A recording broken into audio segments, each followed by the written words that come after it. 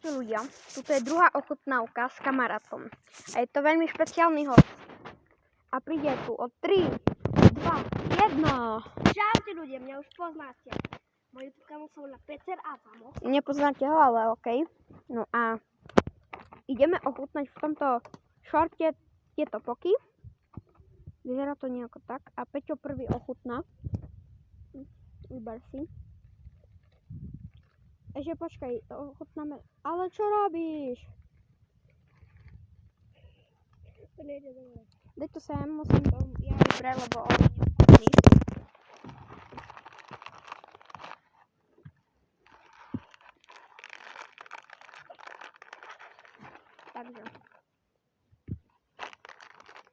Takže ľudia, to má. Ale to mi všetko zelené, tak super. Otrhlo sa mu také tam, potom to ukážem. No a ide to ochutnať. Prvé to voňaj.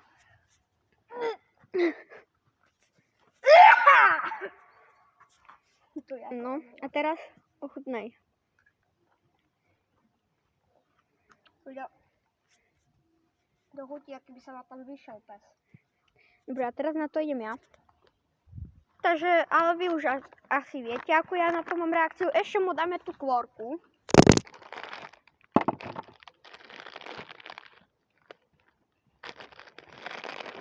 Voľne. Tak.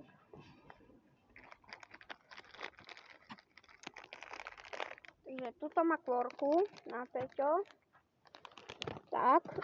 A ja si ju tu dám. Prečo tá kôrka smrdí jak toto? Dobre, Peťo ide ochutnať kvorku.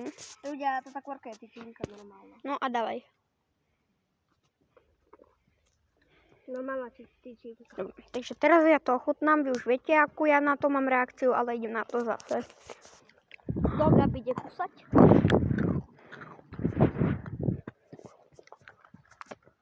Mne to vôbec nechutí. Odporúčam vám hnus. Fuj. Z tejto 2 € je to na... Viete čo? A ešte ochutnám tú kvorku. Teda.